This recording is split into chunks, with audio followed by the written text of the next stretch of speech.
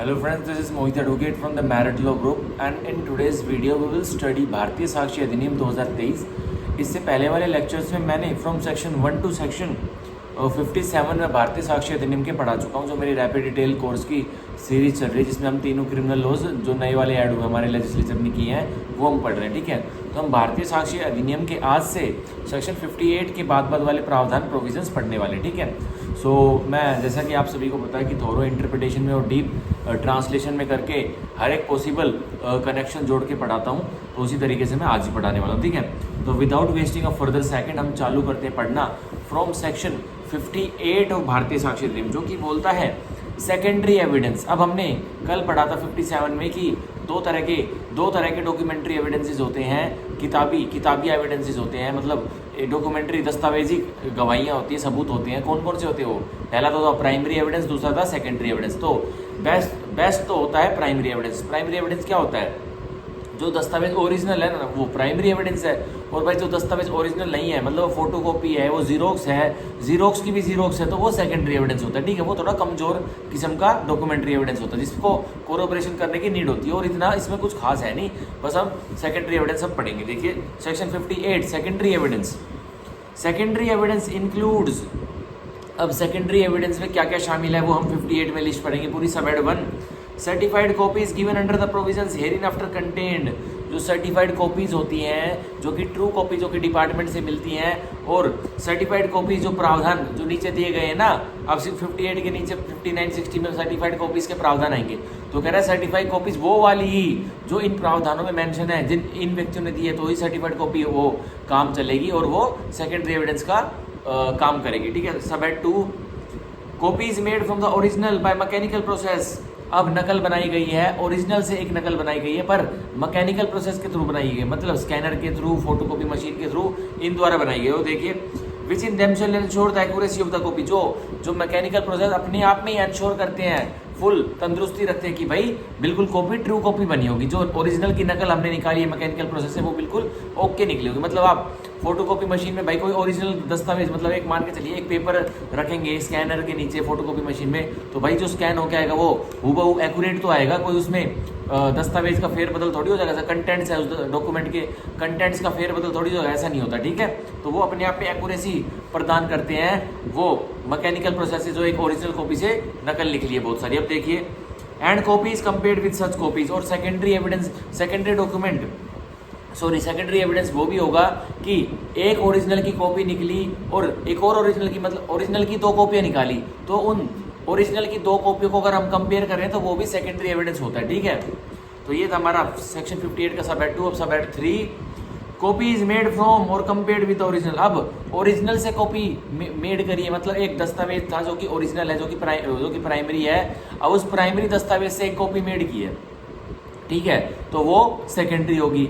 और एक प्राइमरी दस्तावेज से जो कॉपी मेड हुई थी उसको मतलब ओरिजिनल को, और जो ओरिजिनल से एक कॉपी निकली थी उसको, दोनों को कंपेयर कर रहा है, तो जो कंपेयरिंग कॉपी होगी ना वो सेकेंडरी एविडेंस होगा। अब sub at 4 of section 58 counter parts of documents as against the parties who did not execute them. अब सेकेंडरी एविडेंस उन पार्टी के विरुद्ध होगा, मतलब एक ओरिजिनल डॉक्यूमेंट पे, एक ओरिजिनल दस्तावेज पे बहुत सारे व्यक्तियों के साइन होने थे, हस्ताक्षर होने थे। ठीक है, मतलब और बहुत सारे व्यक्तियों के, मतलब मान के चले एक दस्तावेज था, कोई प्रॉपर्टी की डीड थी। ठीक है, तो उस पर सिग्नेचर होने थे, हस्ताक्षर होने थे हर व्यक्तियों की, जिसकी जो उस प्रॉपर्टी डीड की पार्टी है। ठीक है, पर मान के चलिए 5 व्यक्तियों के साइन होने थे, 3 व्यक्तियों ने कर दिए, 2 ने नहीं किए। अब उन 2 के लिए वो प्राइमरी एविडेंस नहीं है, उन 2 के लिए वो सेकेंडरी एविडेंस है, पर उन 3 के लिए वो प्राइमरी एविडेंस है जिन्हें एग्जीक्यूट किया था।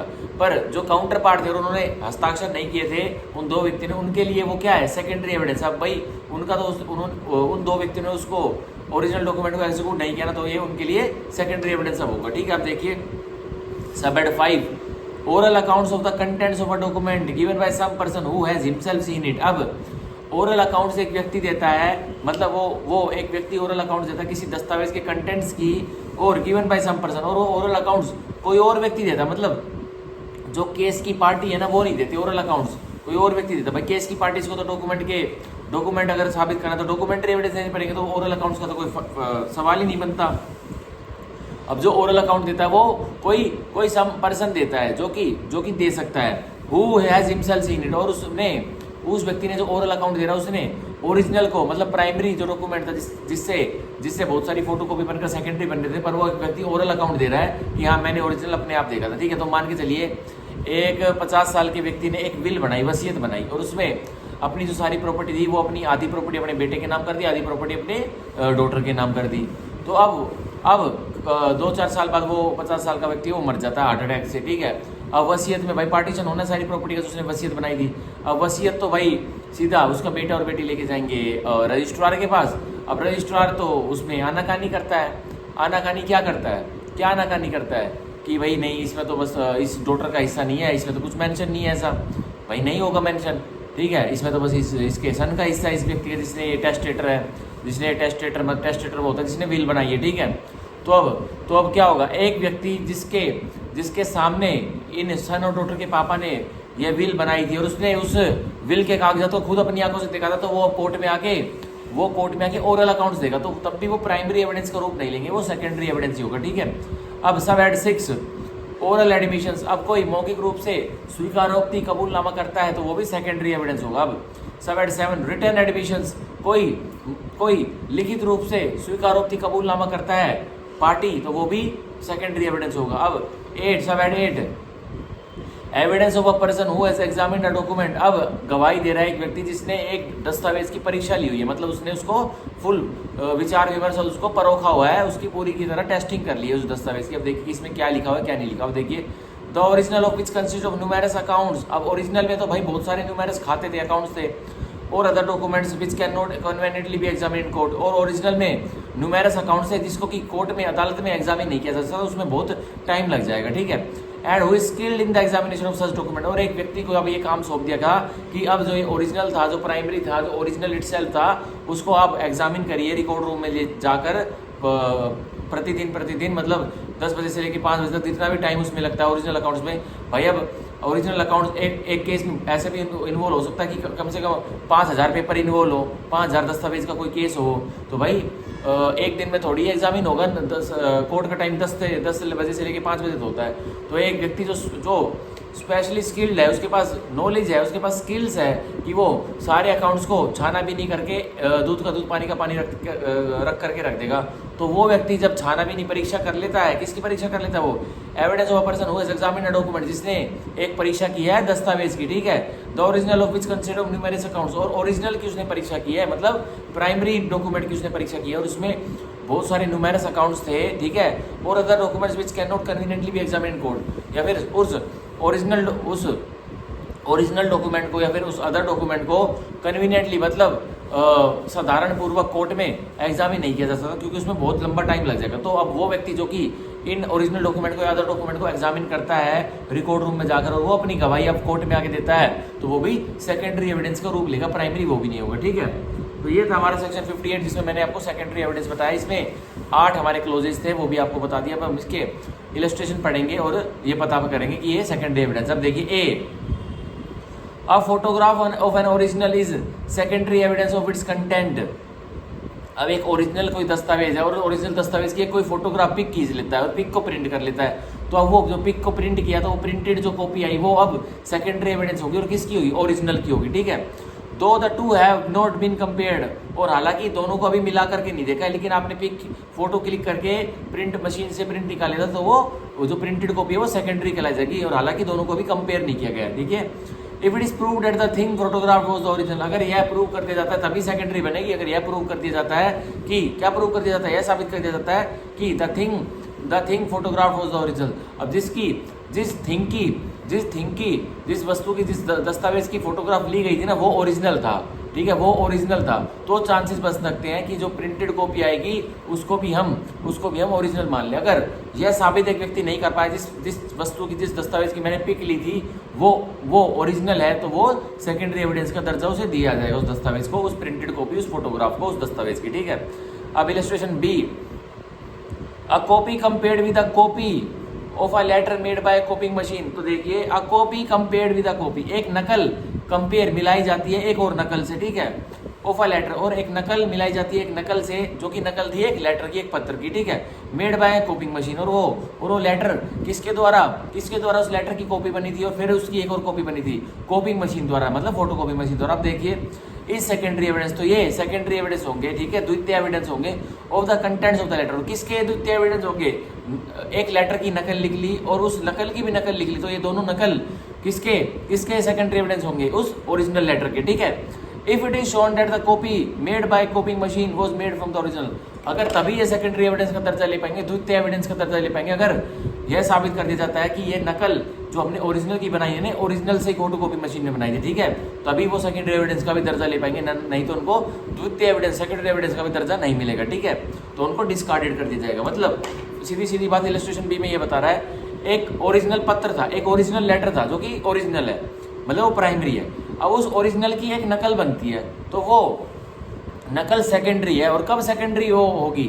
जब उस नकल वाला जो व्यक्ति है, जो साबित करेगा कि मैं सेकेंडरी एविडेंस यूज दे रहा हूँ क्योंकि मैंने ओरिजिनल की कॉपी से बनाई थी, वो साबित कर देगा, तभी वो सेकेंडरी है। अब हमारी इलस्ट्रेशन बी में क्या कहा गया था?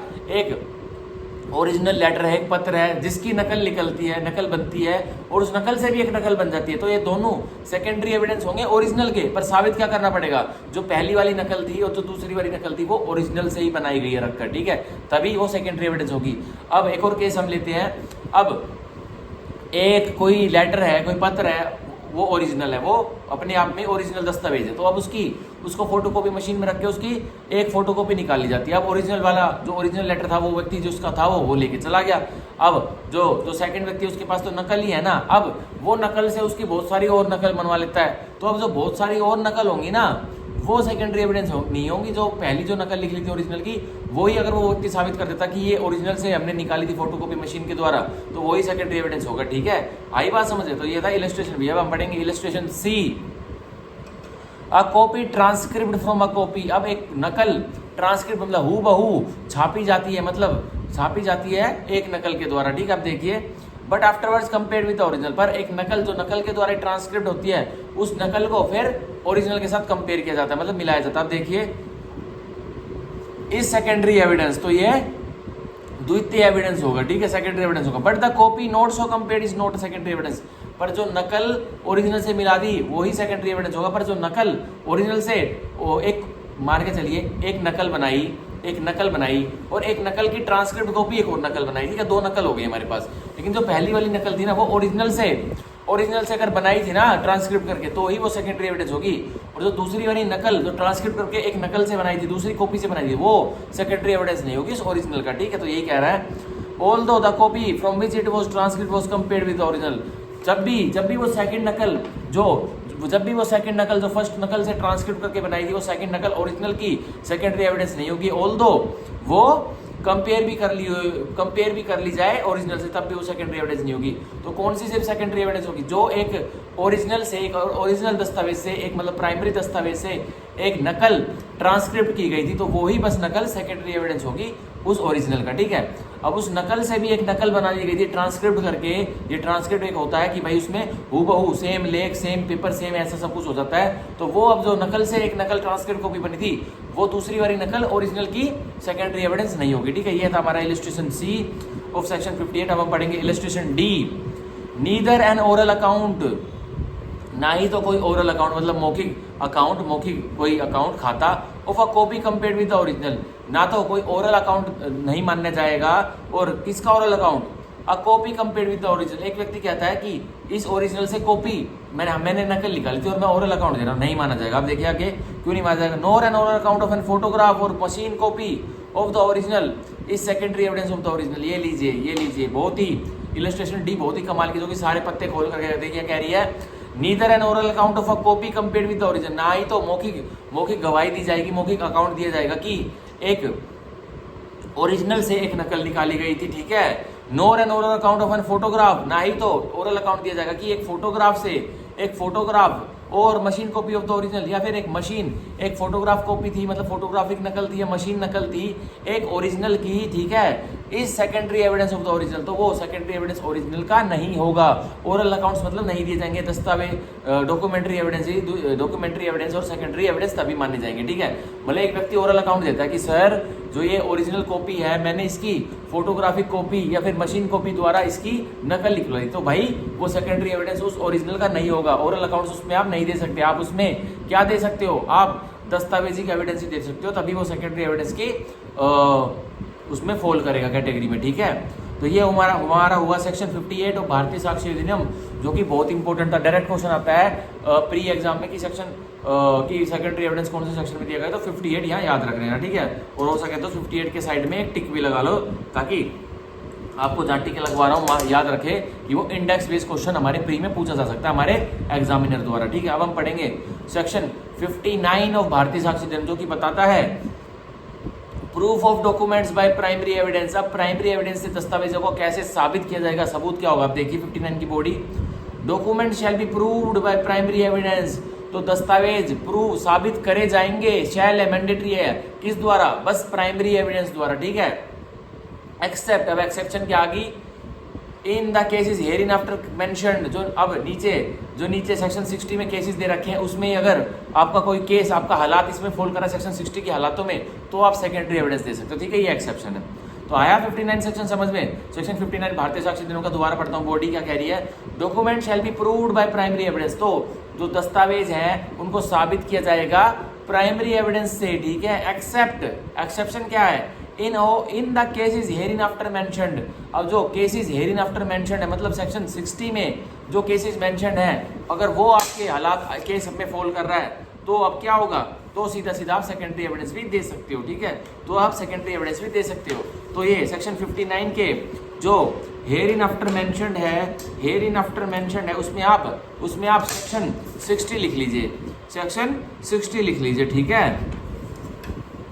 जो ये सेक्शन 59 के बॉडी के लेटर पार्ट में वर्ड है accept in the cases here in after mention, तो हेयर इन आफ्टर मेंशन के अंडरलाइन आप लगा के सेक्शन 60 लिख लीजिए। तो मतलब जो हालात सेक्शन 60 में मेंशन्ड है, अगर आपका केस, आपका सर्कमस्टांसेस उस केस के इन हालातों में फॉल करे, सेक्शन 60 में जो पॉइंट्स दिए गए हैं, तो आप सेकेंडरी एविडेंस दे सकते हो एक दस्तावेज को साबित करने के लिए। ये जनरल सी बात है, ठीक है। वरना जनरल रूल तो क्या है भाई, दस्तावेज साबित होगा, प्रूव्ड किया जाएगा, क्या देकर प्राइमरी एविडेंस देकर, ठीक है। तो ये था हमारा सेक्शन 59। हम पढ़ेंगे सेक्शन 60 की कौन कौन से सर्कमस्टांसेस में आप सेकेंडरी एविडेंस दे सकते हो दस्तावेज को, डॉक्यूमेंट को साबित करने के लिए, ठीक है। आप पढ़ेंगे हम सेक्शन 60 की बॉडी, पहले इंडेक्स देखिए, cases in which secondary evidence, वो वाले मुकदमे जिनमें सेकेंडरी एविडेंस, द्वितीय एविडेंस रिलेटिंग टू डॉक्यूमेंट्स, जो कि संदर्भ रख रहा है किसी दस्तावेज से, मे बी गिवन, तो मे है मतलब दे भी सकते हो, नहीं भी दे सकते, और केस में, ठीक है। तो अब सेक्शन 60 की मैं बॉडी पढ़ रहा हूँ, जो कि बताता है secondary evidence may be given of the existence, तो सेकेंडरी एविडेंस, द्वितीय एविडेंस, द्वितीय गवाही दी जा सकती है किस चीज के लिए, ऑफ द एग्जिस्टेंस, की अस्तित्व था, किसका, कंडीशन, किसी शर्त का, और कंटेंट्स ऑफ अ डॉक्यूमेंट, या फिर एक दस्तावेज की निम्नलिखित कंटेंट्स थी, उसके सब्सटेंस था, इन द फॉलोइंग केसेस, इन निम्न केसेस में बस आप सेकेंडरी एविडेंस दे सकते हो। और बस क्या साबित करने के लिए दे सकते हो, किसी चीज के अस्तित्व को साबित करने में, कोई दस्तावेज की कंडीशन साबित करने में, कोई दस्तावेज के कंटेंट साबित करने के लिए आप सेकेंडरी एविडेंस दे सकते हो, ठीक है। इन द फॉलोइंग केसेस नेमली, इन निम्नलिखित केसों में आप दे सकते हो। और वो क्या है, A when the original is shown, जब जो सेकेंडरी एविडेंस पार्टी एड्यूस करना चाहती है, वो पार्टी पहले क्या बताती है कोर्ट को कि जी सर, जज साहब, जो ओरिजिनल है वो कहाँ है, वो कहाँ है, आगे बताऊंगा। और appears to be in possession और पावर, जो ओरिजिनल है, जो ओरिजिनल दस्तावेज है, और वो ओरिजिनल दस्तावेज दिखाया जाता है कि कहाँ है, और वो दिखाया जाता है कि वो पोजेशन और पावर में, मतलब किस व्यक्ति के पास है और किसकी शक्ति के अंदर है वो, इन निम्नलिखित व्यक्तियों के।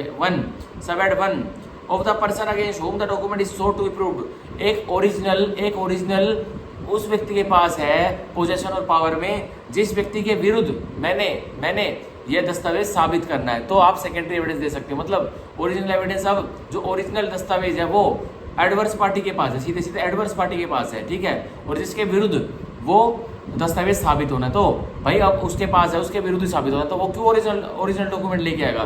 तो मैं तो अब मैं कोर्ट से दरख्वास्त करूंगा, सर कि ओरिजिनल जो डॉक्यूमेंट है वो तो मेरा डिफेंडेंट है जो जिसके ऊपर मैंने केस डाला हुआ है उसके पास है, तो अब मैं फ्री हो जाऊंगा, बिल्कुल मैं सेकेंडरी एविडेंस अब कोर्ट में दे सकता हूँ, ठीक है, गवाही के रूप में। अब देखिए सबेट 2 of any person out of reach, या जो ओरिजिनल डॉक्यूमेंट है वो किसी ऐसे व्यक्ति के पास है जो कि बहुत दूर है, आउट ऑफ रीच। अब देखिए, और नॉट सब्जेक्ट टू, या फिर वो प्रोसीडिंग का सब्जेक्ट ही नहीं है। और देखिए the process of the court, और वो व्यक्ति प्रोसीडिंग प्रक्रिया जो कोर्ट की चल रही है उसका सब्जेक्ट ही नहीं, मतलब कोर्ट उसको बुला ही नहीं सकती, ठीक है, मतलब उससे दस्तावेज वगैरह मंगा ही नहीं सकती। कोई ऐसा व्यक्ति, मतलब कोई फॉरेन टेरिटरी में कोई व्यक्ति होगा, फॉरेन टेरिटरी से कोई दस्तावेज कोर्ट मंगवा सकती है इंडिया की कोर्ट? बिल्कुल भी नहीं मंगवा सकती, 7 जन्म में भी नहीं मंगवा सकती, ठीक है।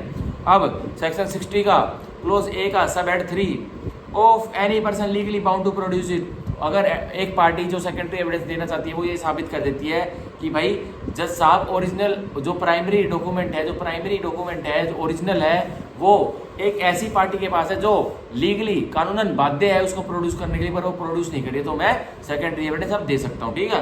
तो ये था हमारा सेक्शन 60 का क्लोज ए। अब हम पढ़ेंगे सेक्शन 60 का क्लोज बी, सॉरी सेक्शन 60 के क्लोज ए का थोड़ा लेटर पार्ट भी है। सेक्शन 60 के क्लोज ए का जो क्लोज ए का सब एट 3 है उसके नीचे एक लेटर पार्ट भी जो कह रहा है and when after the notice mention in section 64, और जब एक लीगली बाउंड टू प्रोड्यूस था, एक व्यक्ति को एक दस्तावेज जो ओरिजिनल दस्तावेज था वो बाध्य था कानूनी रूप से कि वो उसको प्रस्तुत करेगा कोर्ट में, पर वो नोटिस उसको व्यक्ति को मिलने के बाद भी सेक्शन 64 का वो उस दस्तावेज को ओरिजिनल दस्तावेज को कोर्ट में प्रोड्यूस नहीं कर रहा है, तो अब मैं फ्रीडम है मेरे पास कि अब मैं सेकेंडरी एविडेंस कोर्ट में एड्यूस कर सकता हूँ, ठीक है। Such person does not produce. अब सेक्शन 64 का एक व्यक्ति को नोटिस मिल गया है कि भाई ओरिजिनल दस्तावेज को कोर्ट में प्रोड्यूस करो, तब भी वो व्यक्ति प्रोड्यूस नहीं कर रहा है, तो अब जो व्यक्ति सेकेंडरी एविडेंस देना चाहता है वो कोर्ट में दे सकता है बेझिझक, ठीक है।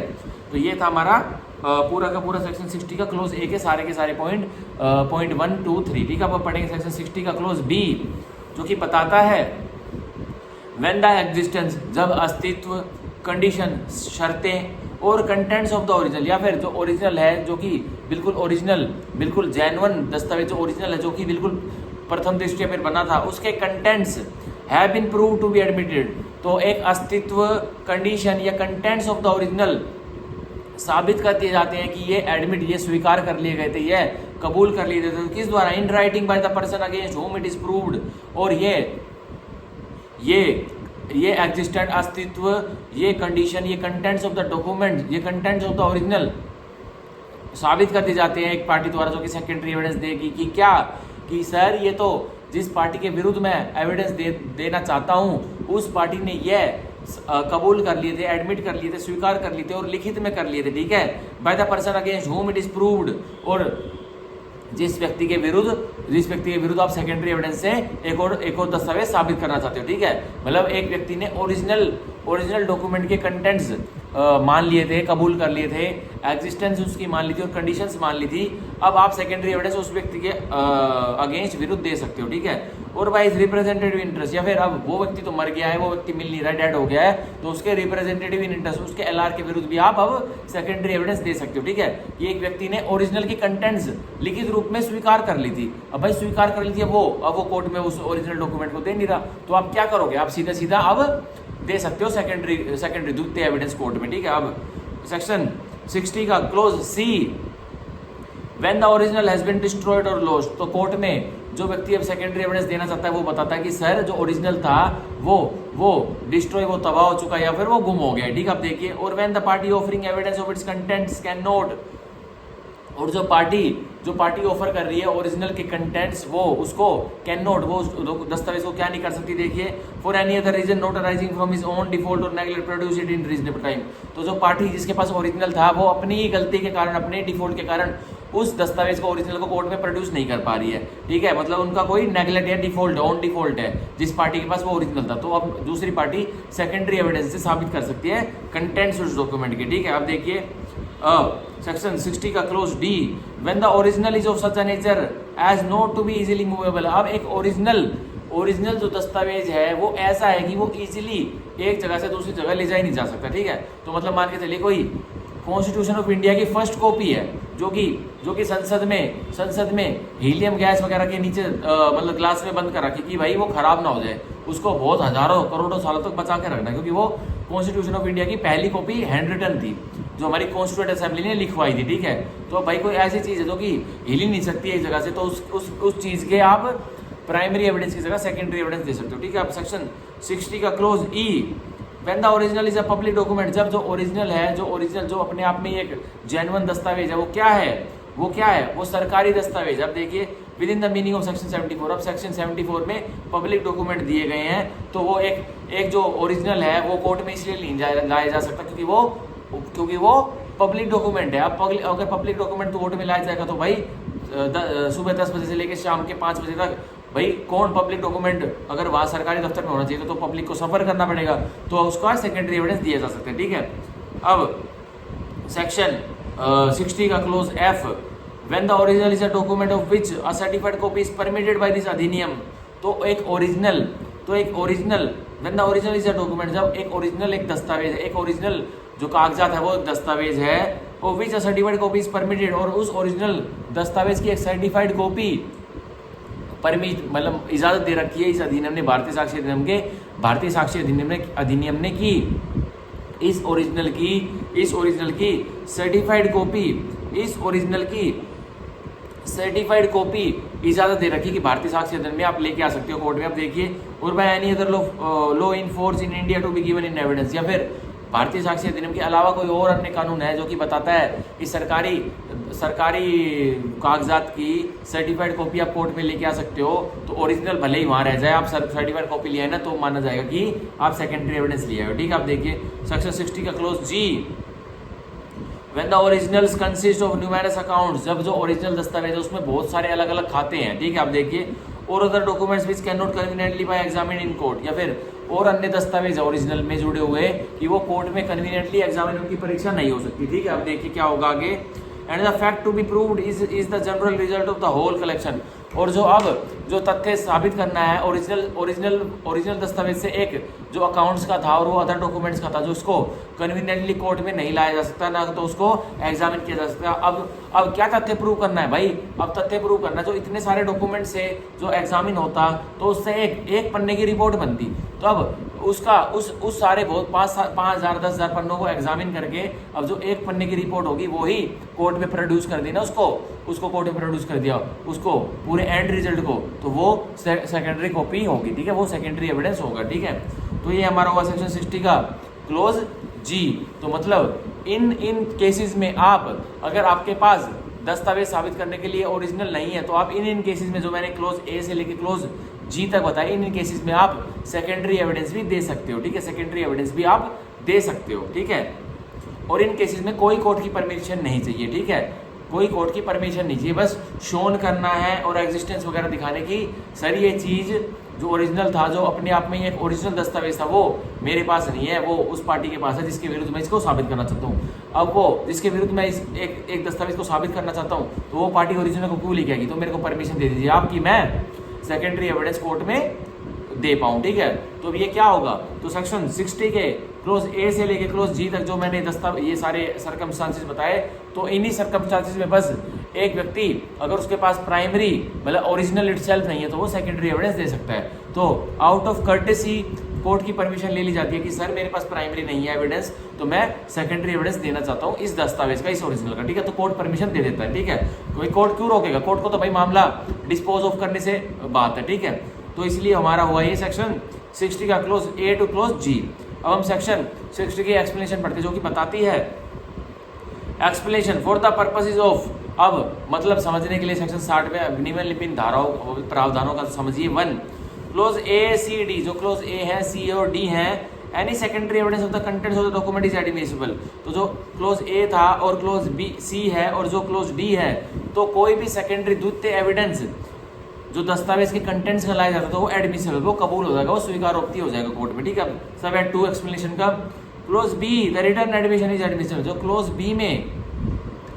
क्लोज बी में एग्जिस्टेंस कंडीशन और कंटेंट्स ऑफ ओरिजिनल साबित करने के लिए एक व्यक्ति ने सेकेंडरी एविडेंस देना है और वो बताता है कि ओरिजिनल को एक व्यक्ति ने एडमिट कर लिया था लिखित में, तो उसका क्या क्लोज बी एक्सप्लेनेशन का कहता है कि रिटर्न एडमिशन, कि अगर कोई लिखित स्वीकारोक्ति है तो वो एडमिशन वो स्वीकार हो जाएगी कबूलनामा, ठीक है। तो ऑब्वियसली एक व्यक्ति ने ओरिजिनल का पहले तो कबूल कर लिया, एडमिट कर लिया, अब वो फिर रहा है अपनी बातों से, अब वो लिखित में जो एडमिट किया था उस व्यक्ति को दिखा देगा कोर्ट में, तो ये एडमिशेबल हो जाएगा। अब एक्सप्लेनेशन का पॉइंट 3, क्लोज ई और एफ, जो क्लोज ई है और एफ है सेक्शन 60 के, certified copy of the document, जो एक सर्टिफाइड कॉपी है एक दस्तावेज की, but no other kind of secondary evidence as admission, बस एक सर्टिफाइड कॉपी ही क्लोज ई और क्लोज एफ में मान्य होगी, स्वीकारोक्ति होगी, कबूल होगी, but no other kind of secondary evidence is admissible, और किसी भी तरह का सेकेंडरी एविडेंस एडमिसिबल नहीं होगा, ठीक है। अब एक्सप्लेनेशन का सेक्शन 60 के एक्सप्लेनेशन का सब हेड मतलब पॉइंट 4, अब देखिए क्या कह रहा है। क्लोज जी, एविडेंस में भी given as to the general result of the documents by any person who has examined them. अब क्लोज जी में जो मैं बता रहा था कि बहुत सारे दस्तावेज उसमें निम्नलिखित तरह के अकाउंट्स है। अब उन व्यक्तियों को उन अकाउंट्स को अब बहुत दिन लग जाएंगे एग्जामिन करने में, तो जो उनका एक व्यक्ति ने उसको एग्जामिन किया, अब उसका एंड रिजल्ट एक रिपोर्ट बनती है, एक सिंगल पन्ने की, एक पेज की, तो अब वो व्यक्ति क्या करेगा, उस एविडेंस दे सकता है वो व्यक्ति क्लोज जी में, एक व्यक्ति जिसने उसको एग्जामिन किया था और उसके जनरल रिजल्ट का, कि एंड रिजल्ट क्या निकला इन सारे पेजेस को एग्जामिन करने के बाद, ठीक है। अब देखिए, and who is skilled in the examination of such document. अब एविडेंस वही व्यक्ति देगा जनरल रिजल्ट का जो कि स्किल्ड है परीक्षा लेने में इन दस्तावेजों की, ठीक है। तो वो अब होगा सेकेंडरी एविडेंस होगा, ठीक है। अब इन हालातों में ही सेकेंडरी एविडेंस दे सकते हो आप एक दस्तावेज को साबित करने के लिए, ठीक है। तो ये हमारा हुआ सेक्शन 60 भारतीय साक्ष्य अधिनियम का पूरा। अब तो ये जनरल रिजल्ट वाले जो क्लोज जी में जो बता रहा था, इसका एक एग्जांपल दे दूं कि भाई बहुत सारे दस्तावेज हैं और कोर्ट में वो लाए तो जा सकते हैं, पर उसको 1 दिन में, 2 दिन में, 10 दिन में, 20 दिन में भी उनको एग्जामिन, उनकी परीक्षा नहीं ली जा सकती। तो एक कोर्ट एक व्यक्ति को हायर करता है जो कि स्किल्ड है सिर्फ दस्तावेजों को एग्जामिन करने में, तो उसको हायर करता है। और ऑब्वियसली अब एग्जांपल देता हूँ कि मान के चलिए कोई एक व्यक्ति ने अमेजोन जो ये गूगल पे होता है उस पर कम से कम उसकी 5 सालों तक उसने एक व्यक्ति को पैसे भेजे, 5 सालों तक एक व्यक्ति को पैसे भेजे और डेली भेजे बहुत सारे पैसे, ठीक है। तो अब भाई डेली पैसे भेजे 5 सालों में, अब कितने पेजेस की एंट्री स्टेटमेंट निकल के आएगी, बहुत सारे पेजेस की निकलेगी। तो सुबह 10 बजे से लेकर शाम के 5 बजेंगे और बहुत दिन निकल जाएंगे कोर्ट में, कन्वीनियंटली जब भी एग्जामिनेशन नहीं हो पाएगा। तो कोर्ट कहता है भाई एक एक्सपर्ट को, एक व्यक्ति को अपॉइंट कर देता कोर्ट की, आप जो ये 5 सालों तक इस व्यक्ति ने इस दूसरे व्यक्ति को पैसे भेजे हैं, इसकी ये पूरी स्टेटमेंट है, ये पूरी एंट्री, आप इसको एग्जामिन करिए, परीक्षा करिए। तो अब एंड रिजल्ट क्या निकलेगा भाई, कितने उस व्यक्ति ने पैसे उसको भेजे, कितने उस व्यक्ति ने उसको वापस किए, तो अब कैलकुलेशन करके एक जनरल रिजल्ट निकलेगा। और जनरल रिजल्ट का सीधी डिक्लेरेशन, एक एंट्री मुश्किल से मुश्किल 5 लाइनों की होगी उस एक्सपर्ट की। तो वही एक्सपर्ट जिसने उस गूगल पे की सारी एंट्रीज को एग्जामिन किया है एक व्यक्ति के लिए, तो वही उसका ही एविडेंस होगा, ठीक है। और उस एविडेंस उसका क्यों होगा, क्योंकि कोर्ट ने उसको वो काम दिया था एग्जामिन करने के लिए, ठीक है।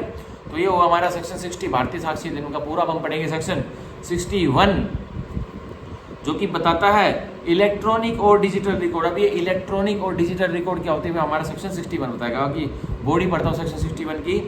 नथिंग इन दिस अधिनियम शैल अप्लाई टू डिनाई, कुछ भी इस अधिनियम का नहीं अप्लाई होगा, कुछ भी इस अधिनियम का अप्लाई नहीं होगा, सेव कर रहा है इस सेक्शन को, कुछ भी इस अधिनियम का अप्लाई नहीं होगा किस पर, to deny the admissibility of an electronic और डिजिटल रिकॉर्ड, की डिनाई कर दे, की मना कर दे, रिफ्यूज कर दे, की क्या एडमिसिबिलिटी स्वीकारोक्ति नहीं है, कौन, इलेक्ट्रॉनिक और digital record in the evidence on the ground that it is an electronic और digital record and such record shall subject to section 63 have the same legal effect, validity and enforceability as other document. तो कोई भी अगर एक व्यक्ति गवाही के रूप में कोई इलेक्ट्रॉनिक और डिजिटल रिकॉर्ड लेके आया, तो कुछ भी इस अधिनियम का उसको डिनाई नहीं करेगा, वो सबूत माना जाएगा, वो एविडेंस माना जाएगा, ठीक है। और कैसे माना जाएगा, और वो उसको डिनाई एक व्यक्ति किस ग्राउंड्स पे करा था, on the grounds that it is an electronic और डिजिटल रिकॉर्ड, कि ये इस आधार पर कि ये रिकॉर्ड है इलेक्ट्रॉनिक और डिजिटल, तो ये थोड़ा कच्चा रिकॉर्ड है, इसमें अल्टरेशन, इसमें चेंजेस हो सकते हैं, एडिशन हो सकते हैं, नहीं, इस ग्राउंड पर कोई आधार नहीं बनेगा, एडमिसिबिलिटी को हम डिनाई नहीं कर सकते किसकी, इलेक्ट्रॉनिक और डिजिटल रिकॉर्ड की, ठीक है। और क्या ground, and shall record shall subject to section 63 have the same legal effect, और यह भी आधार नहीं बन सकता कि ये इलेक्ट्रॉनिक और डिजिटल रिकॉर्ड किस आधार पर एविडेंस में नहीं यूज किया जा सकता, ये ओनली इलेक्ट्रॉनिक और डिजिटल रिकॉर्ड है, इसकी एडिशन और इसमें अल्टरेशन हो सकती है, पर क्या होगा, subject to section 63 have the same legal effect. अब जो सेक्शन 63 हमारा आने वाला है उसमें ये इलेक्ट्रॉनिक और डिजिटल रिकॉर्ड का सेम लीगल इफेक्ट होगा, उतना ही एविडेंस होगा जितना कि एक नॉर्मल डॉक्यूमेंट्री एविडेंस मानने जाते हैं। ठीक है, और देखिए validity and enforceability same legal effect होगा, वैलिडिटी होगी इस इलेक्ट्रॉनिक और डिजिटल रिकॉर्ड की, सेम एनफोर्सिबिलिटी होगी एज अदर डॉक्यूमेंट। जो दूसरे दस्तावेजों की मतलब प्राइमरी दस्तावेजों की, प्राइमरी एविडेंस की और सेकेंडरी एविडेंस की जैसे एनफोर्सिबिलिटी, वैलिडिटी और लीगल इफेक्ट होता है ना, वो सेम टू सेम किसका होगा, वो सेम टू सेम होगा इलेक्ट्रॉनिक और डिजिटल रिकॉर्ड का हमारे केसेस में। ठीक है, तो ये हमारा नया सेक्शन ऐड हुआ है जो कि हमारा इसमें इंडियन एविडेंस एक्ट में नहीं था, तो सेक्शन 61 हमारा नया ऐड किया गया, तो इसको टिक मार्क लगा लीजिए। ठीक है, अब हम पढ़ेंगे सेक्शन 62 ऑफ भारतीय साक्ष्य अधिनियम जो कि बताता है special provision as to evidence relating to electronic record. अब एक स्पेशल प्रावधान है और किसके प्रति है, एज टू एविडेंस गवाही के प्रति, सबूत के प्रति, रिलेटिंग टू इलेक्ट्रॉनिक रिकॉर्ड। अब किससे संदर्भ रख रहा है वो स्पेशल प्रोविजन गवाही का इलेक्ट्रॉनिक रिकॉर्ड के प्रति संदर्भ रख रहा है। आप देखिए सेक्शन 62 की body the contents of electronic records. अब जो कंटेंट्स होते हैं किसके, इलेक्ट्रॉनिक रिकॉर्ड के। भाई इलेक्ट्रॉनिक रिकॉर्ड एक दस्तावेज माना गया हमारे भारतीय साक्ष्य अधिनियम में। अब उस इलेक्ट्रॉनिक रिकॉर्ड के जो भाई को कंटेंट हो गया, उस इलेक्ट्रॉनिक रिकॉर्ड पे कुछ लिखा तो होगा, वो प्लेन इलेक्ट्रॉनिक रिकॉर्ड थोड़ी होगा। तो यही कह रहा है may be proved in accordance with the provisions of section 63।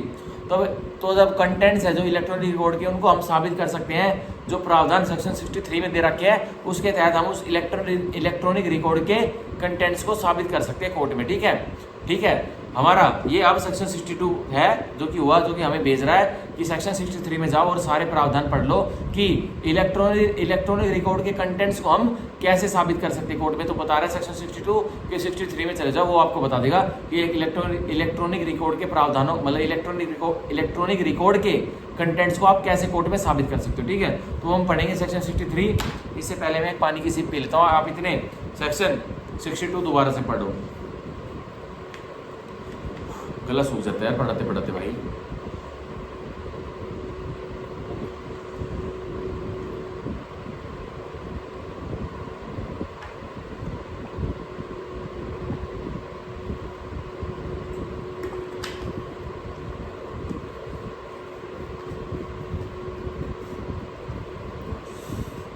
हाँ भाई पी लिया। चलो कंटिन्यू करते हैं। अब हम पढ़ते हैं सेक्शन 63 कि इलेक्ट्रॉनिक रिकॉर्ड के कंटेंट्स कैसे हम साबित कर सकते हैं कोर्ट में। अब सेक्शन 63, ठीक है, तो 63 बहुत बड़ा प्रावधान है, बहुत लेंदी है। ठीक है, इसको हम पढ़ेंगे और फिर हम 63 के बाद हम सीधा फिर 64 पढ़ के आज की क्लास खत्म कर देंगे, क्योंकि 63 बहुत बड़ा है हमारा, 20 मिनट में तो यही होगा, और 64 भी थोड़ा सा बड़ा तो है, पर वो हमारा 5-10 मिनट में होगा। ठीक है, तो हम 63 और 64 आज आखिरी पढ़ेंगे और उसके बाद क्लास को खत्म कर देंगे। अब देखिए section 63 admissibility of electronic record. अब इलेक्ट्रॉनिक रिकॉर्ड की क्या एडमिसिबिलिटी स्वीकार होती है, उनका कबूलियत है या नहीं है, तो वो 63 में बताता है। और हमने 62 में जैसे पढ़ लिया था, क्या बता रहा था 62, सेक्शन 62 क्या बता रहा था कि भाई इलेक्ट्रॉनिक रिकॉर्ड के कंटेंट्स को आप 63 के माध्यम से कोर्ट में साबित कर सकते हो। अब 63 क्या बता रहा है, क्या बता रहा है, एडमिसिबिलिटी ऑफ इलेक्ट्रॉनिक रिकॉर्ड। अब एक इलेक्ट्रॉनिक रिकॉर्ड की क्या एडमिसिबिलिटी होगी, वो 63 सारा बता रहा है। आप देखिए subsection 1, notwithstanding anything content in this अधिनियम, कह रहा है सब कुछ भूल जाओ इस अधिनियम में जो लिखा हुआ है। ठीक है, नॉटविथस्टैंडिंग का मतलब यह होता है जो मैंने अभी बताया, ये सब कुछ भूल जाओ जो भारतीय साक्ष्य अधिनियम में जो आपने पढ़ा है ना अब तक और जो आगे पढ़ोगे वो सब कुछ भूल जाओ, बस यह पढ़ो। क्या पढ़ो, any information content in an electronic record, कोई भी जानकारी जो कंटेंट है किसमें, इलेक्ट्रॉनिक रिकॉर्ड में, which is printed on paper, और वो जानकारी कहाँ, वो प्रिंटेड है, वो प्रिंट की गई है किस पर, एक कागजात पर। अब देखिए स्टोर्ड, या वो जानकारी जो इलेक्ट्रॉनिक रिकॉर्ड की है वो किसी कहीं पर स्टोर की गई है, ऑब्वियसली पेन ड्राइव में, हार्ड डिस्क में, लोकल डिस्क डी में जो सीपीयू की होती है, लैपटॉप में, इनमें स्टोर की गई है। अब देखिए रिकॉर्डेड, या वो रिकॉर्डेड मतलब उसको वीडियोग्राफी ऑडियोग्राफी के द्वारा रिकॉर्ड किया गया। अब देखिए और कॉपीड इन ऑप्टिकल और मैग्नेटिक मीडिया, या एक इलेक्ट्रॉनिक रिकॉर्ड की जो जानकारी थी उसको कॉपी करके इलेक्ट्रॉनिक मैग्नेटिक मीडिया में बना लेता। ठीक है, और सेमीकंडक्टर मेमोरी, या फिर उसको मेमोरी में, सेमीकंडक्टर मेमोरी में उस इलेक्ट्रॉनिक रिकॉर्ड को कॉपी कर लेता। अब देखिए which is produce by computer और एनी कम्युनिकेशन, अब वो जो इलेक्ट्रॉनिक रिकॉर्ड है वो कोर्ट में प्रोड्यूस किया जाता है किसी कंप्यूटर के द्वारा या फिर एनी कम्युनिकेशन डिवाइस या फिर किसी वार्तालाप की डिवाइस द्वारा। आप देखिए, और अदरवाइज स्टोर्ड, रिकॉर्डेड और copied in any electronic form. अब या फिर वो इन्फॉर्मेशन, वो जानकारी जो इलेक्ट्रॉनिक रिकॉर्ड की थी, वो जो ऊपर मैंने अभी ये बताए कि उनमें या तो वो जानकारी स्टोर की गई थी, प्रिंट की गई थी, पेपर पर रिकॉर्ड की गई थी, कॉपीड की गई थी, ऑप्टिकल मैग्नेटिक मीडिया पे, सेमीकंडक्टर मेमोरी पे। लेकिन अब और भी अधिक भाई को इलेक्ट्रॉनिक जो एरिया है हमारा वो तो बहुत वाइड है। अब किसी भी जगह पर कोई भी चीज़ आप स्टोर कर सकते हो फ़ोन में। अब इलेक्ट्रॉनिक हमारी जो दुनिया है वो बहुत वाइड हो चुकी है। तो यही कह रहा है, और अदरवाइज स्टोर्ड, को रिकॉर्ड और copied in any electronic form. अब रेजिडरी एंट्री कर दी कि आपने स्टोर्ड कर रखा है, कॉपी कर रखा है, रिकॉर्ड कर रखा है किसी भी इलेक्ट्रॉनिक माध्यम में, जो हमने अब तक मेंशन यहाँ नहीं किया था। अब देखिए, hereinafter refer to as computer output, और उस एनी इलेक्ट्रॉनिक फॉर्म को अब कंप्यूटर आउटपुट कहेंगे। अब ऊपर वाले को क्या हम कंप्यूटर इनपुट कहेंगे? हाँ बिल्कुल कहेंगे। अब देखिए, shall be deem to be also document. तो अब कंप्यूटर इनपुट और कंप्यूटर आउटपुट में जो दस्तावेज स्टोर किए गए हैं, प्रिंट किए गए हैं और वो क्या किए गए हैं, रिकॉर्ड किए गए हैं, कॉपी किए गए हैं, तो उसको हम क्या कहेंगे? उसको भी हम दस्तावेज का ही दर्जा देंगे। अब देखिए आगे, if the conditions mentioned in this section are satisfied, कि जो प्रावधान, जो कंडीशन, जो शर्तें हैं, जो सेक्शन 63 की जो नीचे वाले सब सेक्शन में वो सेटिस्फाई, संतुष्ट कर दी जाती है, तभी वो दस्तावेज बनेगा कंप्यूटर आउटपुट में, कंप्यूटर इनपुट में। अब देखिए, are satisfied in relation to the information, और किसके संदर्भ में वो सेटिस्फाइड होनी चाहिए? इंफॉर्मेशन के संदर्भ में। देखिए, एंड कंप्यूटर इन क्वेश्चन, और जो कंप्यूटर इन क्वेश्चन है उसकी जो कंडीशंस हैं जो इस सेक्शन में ले डाउन कर रखी प्रावधान में सेक्शन 63 में, वो भी संतुष्ट होनी चाहिए उस कंप्यूटर के संदर्भ में भी। अब देखिए, and shall be admissible in any proceeding, और एडमिसिबल होगा, स्वीकारोक्ति, कबूल होगा वो इलेक्ट्रॉनिक रिकॉर्ड, जो एक दस्तावेज, जो कि डॉक्यूमेंट, जो कि एक कंप्यूटर इनपुट और कंप्यूटर आउटपुट में स्टोर्ड है, प्रिंट है, ठीक है, कॉपीड है, और तो वो किसी भी प्रोसीडिंग में, सिविल प्रोसीडिंग, क्रिमिनल प्रोसीडिंग में भी एडमिसिबल, स्वीकारोक्ति होगा। अब देखिए, विदाउट फर्दर प्रूफ, और बिना कोई आगे का सबूत मांगे हुए, और प्रोडक्शन ऑफ द ओरिजिनल, तो कोई आगे का सबूत, अगर एक कंप्यूटर आउटपुट में एक दस्तावेज स्टोर था, वो कोर्ट में दिखा दिया, उसी से निकाल के एक कंप्यूटर इनपुट में कोई दस्तावेज स्टोर था, रिकॉर्डेड था, प्रिंटेड था, वो दिखा दिया कोर्ट में, तो कोई कोर्ट आगे का सबूत नहीं मांगेगा, इसके आगे का भी सबूत कोई लेके आओ कि तुम कहाँ से लाए थे, नहीं लाए थे, ठीक है। अब देखिए, और प्रोडक्शन ऑफ द ओरिजिनल, या फिर कोर्ट प्रोडक्शन, ओरिजिनल कहाँ है, ओरिजिनल किसने बनाया था, उसके भी प्रोडक्शन नहीं मांगेगा कोर्ट, ठीक है। अब देखिए, as evidence of any contents of the original or of any facts stated therein of which direct evidence would be admissible। तो अब सीधा जो कंप्यूटर आउटपुट में और कंप्यूटर इनपुट में जो रिकॉर्डेड, प्रिंटेड और स्टोर्ड जो डाटा होगा, वो सीधा क्या होगा, वो ओरिजिनल के बराबर ही उसको हमारे लेजिस्लेचर ने दर्जा दे दिया है। ये कंप्यूटर और आउटपुट में, कंप्यूटर इनपुट में जो दस्तावेज स्टोर किया जाता है, रिकॉर्ड किया जाता है, प्रिंट किया जाता है, अब उसको कोर्ट में कोई लेके आ रहा है, तो कोर्ट कोई आगे का फर्दर प्रूफ नहीं मांगेगा, और सीधा उस दस्तावेज को जो कंप्यूटर में स्टोर था, ऑप्टिकल डिवाइस में, कम्युनिकेशन डिवाइस में स्टोर था, सेमीकंडक्टर में स्टोर था, तो उसको सीधा ओरिजिनल का हमारा लेजिस्लेचर उसको ओरिजिनल का ही एक ग्राउंड दे रहे हैं, ठीक है। और क्या कहता है लिटर पार्ट, और of any fact stated therein of which direct evidence would be admissible, कि भाई अगर डायरेक्ट एविडेंस, ये दस्तावेज या कोई डायरेक्ट एविडेंस कोई ओरल होता ना, तो तुरंत ये एडमिसिबल हो जाता। तो इलेक्ट्रॉनिक रिकॉर्ड जो कि स्टोर्ड है, प्रिंटेड है या फिर रिकॉर्डेड है किसी सेमीकंडक्टर में, किसी इलेक्ट्रॉनिक कंप्यूटर में, कंप्यूटर आउटपुट में, कंप्यूटर इनपुट में, तो उसको ओरिजिनल ही मानेंगे, ठीक है, ओरिजिनल मानेंगे उसको, मतलब उसको प्राइमरी ही मानेंगे। मतलब इलेक्ट्रॉनिक रिकॉर्ड जो कि कंप्यूटर आउटपुट और इनपुट में स्टोर्ड है, रिकॉर्डेड है, प्रिंटेड है, तो उसको हम प्राइमरी, ओरिजिनल ही मानेंगे, ठीक है। तो ये था हमारा सेक्शन 63 का सब सेक्शन 1, जो कि बहुत इंपॉर्टेंट था। अब मैं पढ़ूंगा सेक्शन 63 का सब सेक्शन 2, जो कि बता रहा है the condition refer to in sub section 1, जो कंडीशन, जो शर्तें रेफर की गई थी अभी सब सेक्शन 1 में, तो उसके बारे में बता रहा है। इन respect of a computer output, और किस संदर्भ में, एक कंप्यूटर आउटपुट के संदर्भ में, शैल बी फॉलोइंग नेमली, तो कंप्यूटर आउटपुट के संदर्भ में जो कंडीशंस सब सेक्शन 1 में बताई गई थी, अब तो वो और फर्दर कंडीशंस हमारे सब सेक्शन 2 में बताई गई है कि कंप्यूटर आउटपुट एक इलेक्ट्रॉनिक रिकॉर्ड की इन्फॉर्मेशन को धारण की हुआ है, तो उसको क्या और शर्तों से गुजरना पड़ेगा, तो वो प्राइमरी होगी। अब देखिए, A the computer output containing the information was produced by the computer, तो जो कंप्यूटर आउटपुट में एक इन्फॉर्मेशन है वो प्रोड्यूस की गई थी एक कंप्यूटर द्वारा ही कोर्ट में, और कम्युनिकेशन डिवाइस या फिर कम्युनिकेशन डिवाइस द्वारा, during the period over which the computer और communication device was used regularly to create, store और process information for the purposes of any activity regularly carried and over that period by the person having lawful control over the use of the computer और communication device. अब ये कह रहा है जो computer device है court में एक दस्तावेज साबित करना है निकाल करके, तो वो कंप्यूटर डिवाइस जिसमें वो इंफॉर्मेशन डे 1 से स्टोर की गई थी, प्रिंट की गई थी, रिकॉर्डेड की गई थी, वो वही कंप्यूटर होना चाहिए, वो चेंज नहीं होना चाहिए, ठीक है। मतलब वो सिस्टम वही होना चाहिए। और उस कंप्यूटर आउटपुट की सारी इंफॉर्मेशन कौन साबित करेगा? जो व्यक्ति रेगुलरली उस कंप्यूटर डिवाइस को कंट्रोल करे रखता था, उस कम्युनिकेशन डिवाइस को कंट्रोल करे रखता था, वही व्यक्ति अब उसको कोर्ट में बताएगा कि इस कंप्यूटर आउटपुट में ये हमारे दस्तावेज है और ये इलेक्ट्रॉनिक कोड है, आप ले लीजिए, ठीक है।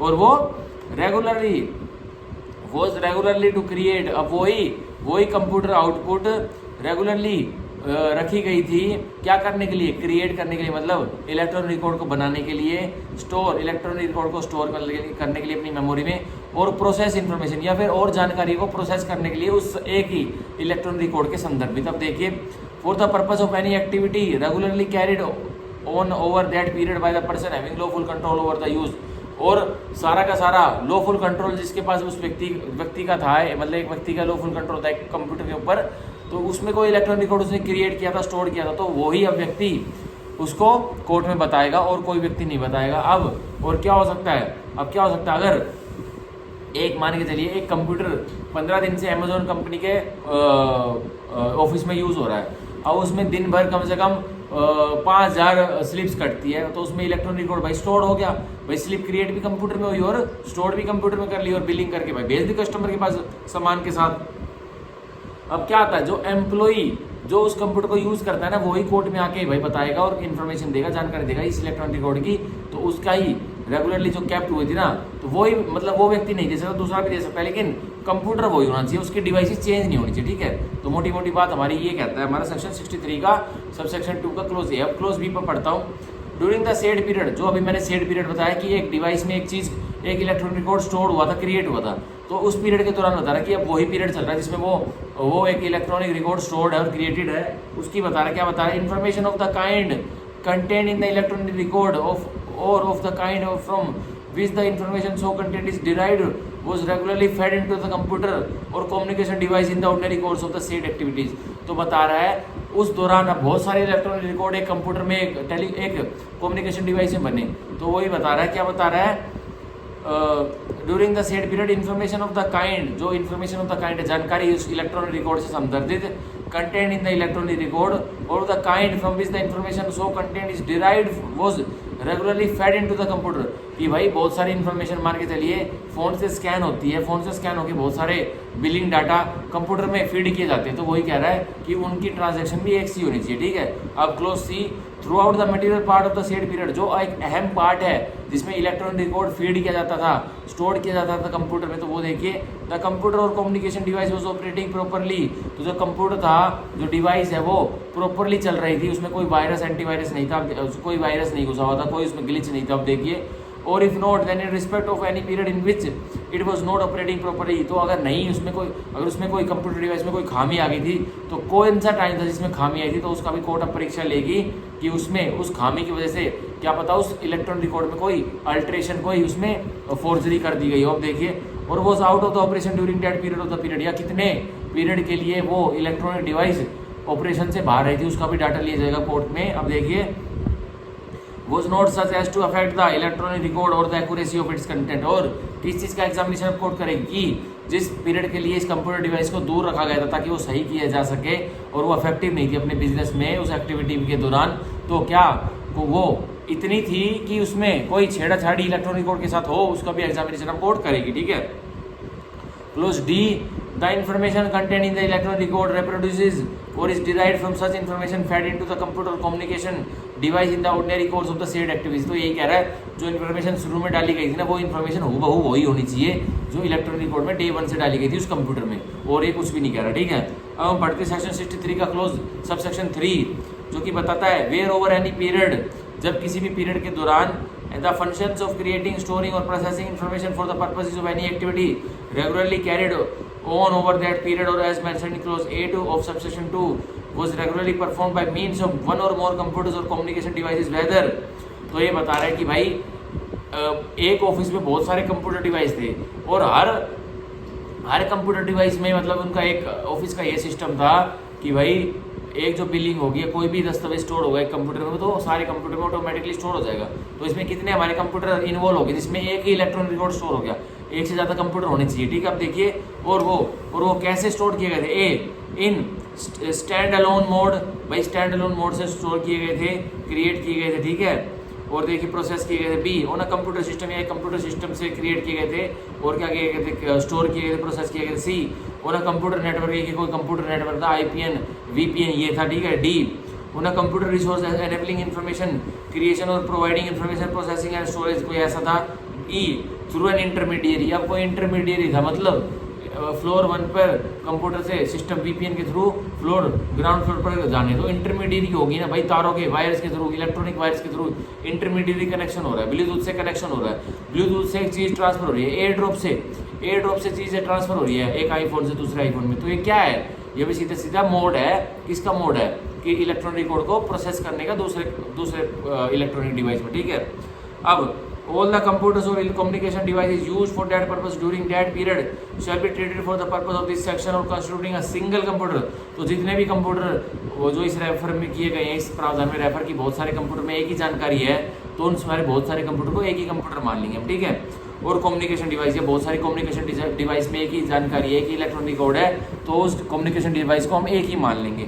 And references to in this section to a computer और communication device shall be construed according. तो रेफरेंसेस जो कंप्यूटर डिवाइस में और कम्युनिकेशन डिवाइस में हम दे रहे हैं कि अलग अलग होगा, तो उसको कंस्ट्रूड अकॉर्डिंगली कर लेना, आप अपने तरीके से उनको एक ही मान लेना, ठीक है। अब sub section 4 of 63 in any proceeding where it is desired to give a statement in evidence by virtue of this section. अब किसी प्रक्रिया में एक कल्पना होती है कि एक कथन देना है और एविडेंस के रूप में कथन देना है, जो कि इस प्रावधान से सेक्शन 63 से संदर्भित रखता है। अब देखिए, a certificate doing any of the following things shall be submitted along with the electronic record. तो एक सर्टिफिकेट जमा हो जाएगा। अब ये सर्टिफिकेट इंपॉर्टेंट है, जो भी ये सर्टिफिकेट है ये जमा हो जाएगा कि भाई कंप्यूटर में कोई छाना भी नहीं, कोई अल्ट्रेशन, कोई फोर्जरी नहीं हुई इस इलेक्ट्रॉनिक रिकॉर्ड में। तो वो क्या कहेगा, वो certificate doing any of the following things shall be submitted along with the electronic record. तो एक सर्टिफिकेट, ये सेक्शन 63 के सबसेक्शन 4 का सर्टिफिकेट जमा हो जाएगा उस इलेक्ट्रॉनिक रिकॉर्ड के साथ, जो कि इलेक्ट्रॉनिक रिकॉर्ड कोर्ट में गवाही के रूप में मंगवाया गया, ठीक है।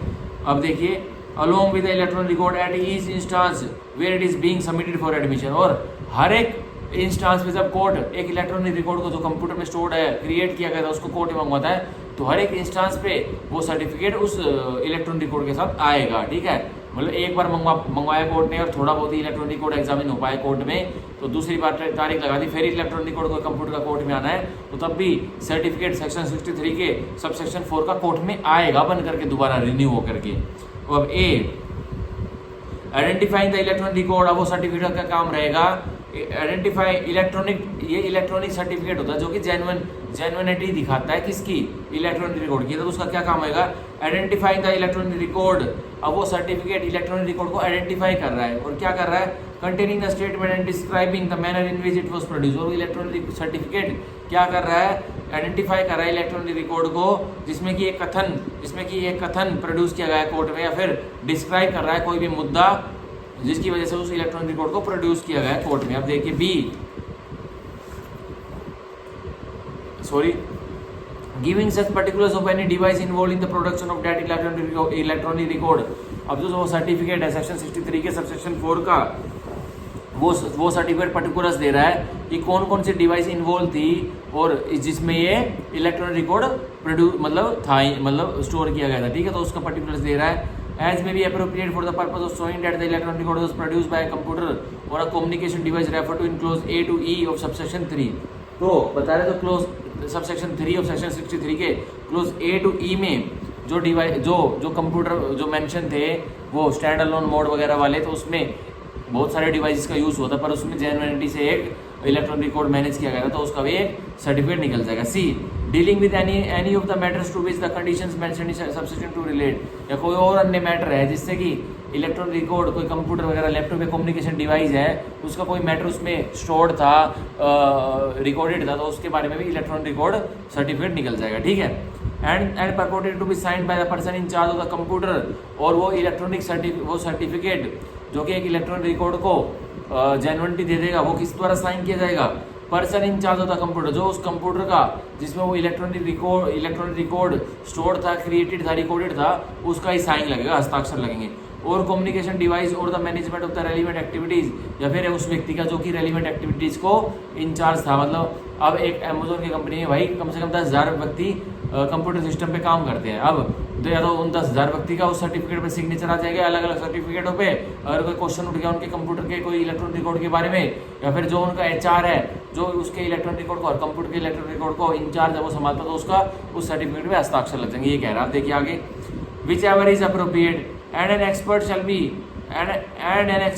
be evidence of any matter stated in the certificate। और जो सर्टिफिकेट अब आएगा वो एक्सपर्ट सर्टिफिकेट माना जाएगा, ठीक है। And for the purpose of this subsection it shall be sufficient for the matter to be stated to the best of the knowledge and belief of the person stating it in certificate specified in the schedule। अब जो electronic record का जो भी data है वो data सीधा सीधा सम्मिलित कर दिया गया, सर्टिफिकेट बना दिया, जेन्युइनिटी सर्टिफिकेट बना दिया गया कि जिस कंप्यूटर रिसोर्स में इस कम्युनिकेशन डिवाइस में कोई डाटा है वो जेन्युइन है। तो सर्टिफिकेट को क्या माना जाएगा कि ये सर्टिफिकेट एक व्यक्ति की नॉलेज और बिलीफ में पूरा ट्रू है, पूरा जेन्युइन है, ठीक है। अब हम पढ़ेंगे सेक्शन 63 का सब सेक्शन 5 जो कि बहुत इंपॉर्टेंट है, जो कि बोलता है for the purpose of this section. तो कह रहा है सेक्शन 63 के प्रावधानों के समझने के लिए जो इसमें जो टर्म्स आई हैं, इन्फॉर्मेशन अ कंप्यूटर आउटपुट, उसको और समझ लीजिए। अब information shall be taken into the supply to a computer और communication device if is supplied thereto in any appropriate form and whether it is so supplied directly और without human intervention और by means of any appropriate equipment. तो बता रहा है एक information, एक जानकारी थी इलेक्ट्रॉनिक रिकॉर्ड की, तो एक कंप्यूटर से दूसरे कंप्यूटर में भेजी गई है, तो वो क्या ह्यूमन इंटरवेंशन की वजह से भेजी गई है या फिर उसमें डायरेक्टली कोई सॉफ्टवेयर इन्वॉल्व था, तो वो बता दीजिए। वो इन्फॉर्मेशन में वो चीज़ें भी शामिल होगी। B, a computer output shall be taken to be have been produced by computer और communication device whether it was produced by directly और विदाउट ह्यूमन इंटरवेंशन। तो जो कंप्यूटर आउटपुट है, जो सिस्टम वगैरह होते हैं, लैपटॉप वगैरह होते हैं, CPU वगैरह होते हैं, IP चिप वगैरह होती है, तो ये कह रहा है कि भाई क्या उसको प्रोड्यूस किया गया था कंप्यूटर या कम्युनिकेशन से खुद। कंप्यूटर और कम्युनिकेशन अब AI आ गई है भाई, खुद प्रोड्यूस कर ली थी चीज़ों को, तो क्या उसने प्रोड्यूस किया था कि किसी ह्यूमन ने उस फाइल को क्रिएट किया था। अब देखिए क्या होगा, bye means of any appropriate equipment, और वो ह्यूमन ने इंटरवेंशन करके वो अप्रोप्रिएट इक्विपमेंट लगाया था उसमें, और by any other electronic means as referred clause A to E of subsection 3, या फिर कोई भी इलेक्ट्रॉनिक मीन्स जो कि रेफर था स्टैंड अलोन मोड वगैरह, वो close A to E of subsection 3 of section 63 में, तो वो बता देना, वो भी उसमें आएगा, ठीक है। तो ये हमारा सेक्शन 63 भारतीय साक्ष्य अधिनियम का होता है, जो कि थोड़ा बोरिंग सेक्शन था, पर ये इतना इंपॉर्टेंट नहीं है। पर इसमें एक ही मेन बात होती है जो मैंने आपको मार्क करा दिया कि सेक्शन 63 के सब सेक्शन 4 में अब इलेक्ट्रॉनिक सर्टिफिकेट बनता है, जो कि जेन्युइनिटी बताता है कि हाँ इस कंप्यूटर रिसोर्स में, इस कम्युनिकेशन डिवाइस में जो डाटा है वो जेन्युइन है, ठीक है। बस ये इसमें काम की चीज़ है, और मैंने आपको पूरा सेक्शन अब पढ़वा दिया। अब हम पढ़ते हैं आज का लास्ट सेक्शन हमारा भारतीय साक्ष्य अधिनियम का सेक्शन 64, जो कि बताता है rules as to notice to produce. अब क्या नियम रहेंगे अगर एक प्रस्तुति के लिए एक नोटिस भेजा गया है, तो सेक्शन 64 में अब नोटिस भेजा जाता है, जो कि हमारे सेक्शन 66 इंडियन एविडेंस एक्ट में पहले जो नोटिस टू प्रोड्यूस भेजा जाता था, अब वो सेक्शन 64 में नोटिस टू प्रोड्यूस भेजा जाता है, ठीक है। तो हम इसको टिक मार्क कर लेंगे 64 के साइड में। अब देखिए पढ़ते हैं सेक्शन 64 का body. Secondary evidence of the contents of the document refer to in clause A of section 60। जो द्वितीय एविडेंस, जो सेकेंडरी एविडेंस है, जो कि किसके, एक दस्तावेज के कंटेंट्स के, जो कि रेफर किए गए थे सेक्शन 60 के क्लोज A में, कि आप सेकेंडरी एविडेंस दे सकते हो एक दस्तावेज के कंटेंट को साबित करने के लिए, तो वही बता रहा है। क्या बता रहा है, शैल नॉट बी गिवन। तो सेकेंडरी एविडेंस जो दस्तावेज के कंटेंट्स के लिए सेक्शन 60 क्लोज A में दिए जाने थे, वो शैल नॉट बी गिवन, वो नहीं दिए जाएंगे। अनलेस कब दे दिए जाएंगे, the party proposing to give such secondary evidence has previously given to any party in which whose possession of power the document is. कि जो पार्टी अब सेकेंडरी एविडेंस देना चाहती है, पहले वो कोर्ट में दिखाएगी कि जज साहब मैंने देखिए सेक्शन 64 भारतीय साक्ष्य अधिनियम का नोटिस भी दे दिया था उस पार्टी को जिसकी पोजेशन ऑफ पावर में ओरिजिनल डॉक्यूमेंट है, ठीक है। अगर उसने नोटिस दिया है, अगर फिर भी उस व्यक्ति ने जिसकी पोजेशन ऑफ पावर में वो ओरिजिनल था नहीं दिया, तो वो सेकेंडरी एविडेंस दे सकता है। आप देखिए आगे, और टू हिज एडवोकेट और रिप्रेजेंटेटिव, या फिर जो व्यक्ति जिसके पास पोजेशन ऑफ पावर में ओरिजिनल है, तो दूसरी पार्टी जो सेकेंडरी एविडेंस देगी उसने सेक्शन 64 भारतीय साक्ष्य अधिनियम का नोटिस उस व्यक्ति के एडवोकेट को, वकील को, जिसके पोजेशन पावर में वो ओरिजिनल डॉक्यूमेंट है उसको दे दिया था, या उसके रिप्रेजेंटेटिव को दे दिया था, ठीक है, कि ओरिजिनल डॉक्यूमेंट आप प्रोड्यूस करो, नोटिस दे दिया था 64 का, और उसने नहीं किया। आप देखिए such notice to produce it as is prescribe by law, और एक नोटिस दे दिया था जो कि कानून द्वारा प्रिस्क्राइब है, सेक्शन 64 भारतीय साक्ष्य अधिनियम द्वारा प्रिस्क्राइब। अब देखिए, and if no notice is prescribe by law, अगर कोई भी नोटिस ऐसा प्रिस्क्राइब नहीं है कानून के द्वारा, then such notice as the court consider reasonable under the circumstances of the case. तो कोर्ट एक बताएगी, कोर्ट एक जरिया बताएगी, कोर्ट एक सर्कमस्टांस बताएगी कि आप कौन सा आप नोटिस दोगे एक डॉक्यूमेंट को जो ओरिजिनल है, जो किसी और व्यक्ति की पोजीशन पावर में है, कि वो उसको नोटिस टू प्रोड्यूस दोगे। ठीक है, तो मतलब एक व्यक्ति ने मान के चलिए मैंने कोर्ट में मैं कोर्ट में मैं डिफेंडेंट हूँ, मैंने कोर्ट में एक दस्तावेज लेके आना है, पर दस्तावेज मेरे पास ओरिजिनल नहीं है। ओरिजिनल तो भाई प्लेंटिव के पास है। मान के चलिए हमारा कोई कॉन्ट्रैक्ट हुआ था ए और बी का, मतलब मेरा मोहित का, और ए ने मेरे साथ कोई कॉन्ट्रैक्ट किया था कि भाई मेरे को 5000 एप्पल के आईफोन चाहिए। मैंने बोला था भाई दे दूंगा। अब ए और बी हम कॉन्ट्रैक्ट में आ गए थे, तो ए ने जो ओरिजिनल कॉपी थी वो रख ली थी, और मेरे पास फोटो कॉपी थी, तो मैं उस फोटो कॉपी को भी नहीं दे सकता कोर्ट में। फोटो कॉपी को क्यों नहीं दे सकता कोर्ट में? क्योंकि वो सेकेंडरी एविडेंस होगी कि भाई वो ओरिजिनल है। अब मैं बताऊंगा जज साहब को, जज साहब ओरिजिनल तो ए के पास है, जो हमारा कॉन्ट्रैक्ट होता है, जो पार्टी है। ठीक है, अब पार्टी है, मैंने उसको 5000 फोन दे दिया, अब उसने ए ने ब्रीच कर दिया, पैसे नहीं दे रहा, तो मैंने अब उसके ऊपर केस डाल रखा है। अब केस क्या डाला, मोहित वर्सेस ए। तो अब मैं जज साहब को बताता हूँ, जज साहब मैं ओरिजिनल इसमें यूँ नहीं लगा पा रहा, जो कॉन्ट्रैक्ट हमारा था, जो अनुबंध था, कि ओरिजिनल तो सीधा ए के पास है।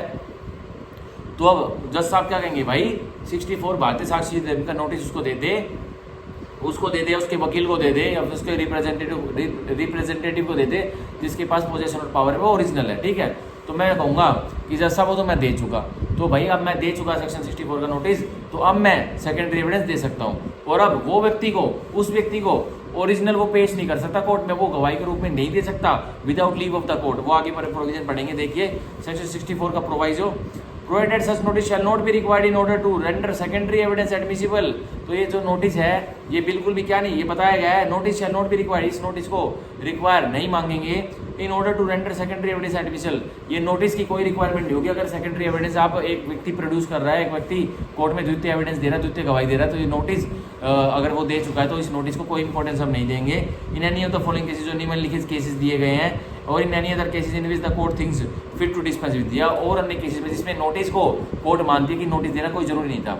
तो ये बता रखा है भाई, एक नोटिस नहीं दिया था व्यक्ति ने, तो जो निम्न हालात दिए ना इनके अंदर उसके सर्कमस्टेंस फॉलो करे, तब नोटिस नहीं दिया था प्रोड्यूस करने का ओरिजिनल को, या फिर कोर्ट ने ही नोटिस देने के लिए एक व्यक्ति को डिस्पेंस कर दिया कि कोई नोटिस देने की जरूरत नहीं है, आप सीधा सेकेंडरी एविडेंस दो। तो वो कौन से हालात है जिसमें एक व्यक्ति नोटिस नहीं देगा? ये है A, when the document is to be proved is itself a notice. तो एक दस्तावेज जिसका सेकेंडरी एविडेंस देना है वो अपने आप में एक नोटिस है, तो उसको नोटिस देने की जरूरत नहीं है। B, when from the nature of the case the adverse party must know that he will be required to produce it, कि केस का उस केस का एक ऐसा नेचर है कि एडवर्स पार्टी को पता है कि मेरे को वो दस्तावेज प्रस्तुत करना ही पड़ेगा, तो आपको नोटिस देने की कोई जरूरत नहीं है। वो उस एडवर्स पार्टी की ड्यूटी है कि उसको भाई प्रस्तुत करना है, तो करो। सी, when it appears or is proved that the adverse party has obtained possession of the original by fraud or force, यह लगता है कोर्ट को अपीयर हो जाता है या फिर साबित किया जाता है एक पार्टी द्वारा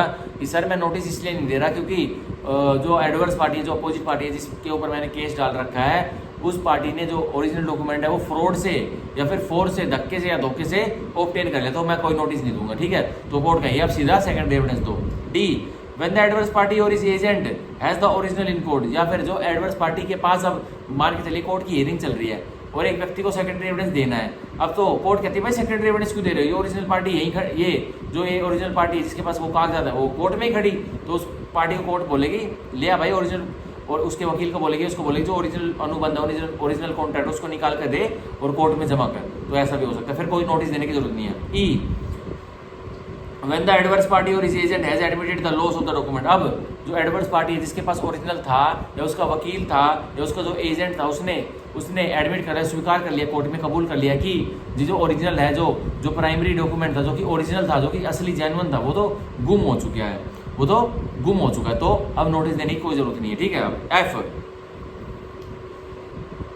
sorry, when the person in possession of the document is out of reach, अब जिस व्यक्ति के पास ओरिजिनल है और वो व्यक्ति जिसके पास पोजेशन है वो आउट ऑफ रीच है, मतलब वो बहुत दूर है भारतवर्ष, अब देखिए, और not subject to the process of the court, या वो व्यक्ति जिसके पास ओरिजिनल है वो इस कोर्ट के, भारतीय कोर्ट के कोई भी उसके ऊपर प्रोसेस नहीं चला सकते, वो उस कोर्ट का सब्जेक्ट नहीं है, मतलब कोई ऐसा व्यक्ति है जो कि लंदन में बैठा है और उसके पास एक कोर्ट इंडिया में कोर्ट एक मैटर को सुन रहा है और उस मैटर का जो एक दस्तावेज है वो एक व्यक्ति जो लंदन में बैठा है उसके पास। अब क्या इंडिया की कोर्ट की है इतनी लिमिट्स की वो लंदन में एक कागजात को मंगवा ले कोर्ट में? नहीं है, ठीक है। तो वो उसके लिए भी फिर नोटिस देने की कोई जरूरत नहीं है। तो ये हुआ हमारा सेक्शन 64 भारतीय साक्ष्य अधिनियम का, जो कि बस 2 मिनट बता दो, इतनी सी बात बताता है कि भाई एक पार्टी जब तक सेकेंडरी एविडेंस नहीं दे सकती एक दस्तावेज के कंटेंट्स को साबित करने के लिए, जब तक कि उसने दूसरी पार्टी को जिसके पास ओरिजिनल है उसके लिए नोटिस नहीं दिया हो, ठीक है, और नोटिस नहीं दिया हो। अब एक पार्टी ने नोटिस भी दे दिया और फिर दूसरी पार्टी ओरिजिनल को कोर्ट में प्रोड्यूस नहीं कर रही है, तो अब दूसरी पार्टी को एस्टोर्ड कर दिया जाएगा कि वो उस ओरिजिनल को सबूत के रूप में नहीं दे सकती, ठीक है। तो ये मोटी मोटी बात थी सेक्शन 64 की। अब जो हमारे प्रोवाइजो सेक्शन 64 के प्रोवाइजो में जो क्लोज A to F लिखे हुए थे ना, ये जो सर्कमस्टांसेस लिखे होते, ये वो वाले सर्कमस्टांसेस जिसमें एक पार्टी जो कि सेकेंडरी एविडेंस देना चाहती है उसको कोई नोटिस देने की जरूरत नहीं है एडवर्स पार्टी को, और कोर्ट ही अपने आप बोल देगी कि आपको कोई नोटिस नहीं देना, कोर्ट डिस्पेंस कर देगी नोटिस की प्रक्रिया को, ठीक है। तो ये सिंपल सी बात सेक्शन 64 हमारा भारतीय साक्ष्य अधिनियम की इतनी सी बताता है, ठीक है। तो आज हमने कौन कौन से सेक्शंस पढ़े, आज हमने कौन कौन से प्रावधान पढ़े? आज हमने पढ़े प्रावधान सेक्शन 58 टू सेक्शन 64, ठीक है। आज हमने पढ़े प्रावधान भारतीय साक्ष्य अधिनियम के सेक्शन 58 टू सेक्शन 64 और भारतीय साक्ष्य अधिनियम। अब हम सेक्शन 65 से प्रावधान जो भारतीय साक्ष्य अधिनियम के वो कल की क्लास में करेंगे, ठीक है। सो आज के लिए bye bye, thank you, take care, thank you, bye bye.